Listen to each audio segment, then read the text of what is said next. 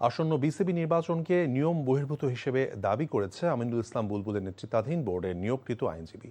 এক বিজ্ঞপ্তিতে তিনি জানিয়েছেন, আইসিসির 2 সদস্যের প্রতিনিধিরা এসেছেন শুধু তাদেরই আবেদনের প্রেক্ষিতে। মমিনুর রিপনের রিপোর্ট। সোমবার আইসিসির যে 2 জন সদস্য এসেছেন তাদের মূল কাজটাই আমিনুল ইসলাম বুলবুলের বোর্ড ভেঙে দেওয়ার বিষয়টি খতিয়ে দেখা।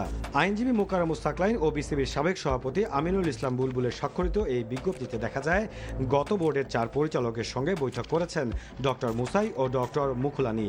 সেখানে কি কারণে বুলবুলের বিসিবিকে ভেঙে দেওয়া হয়েছে সেটা খতিয়ে দেখার কথা উল্লেখ করা হয়েছে।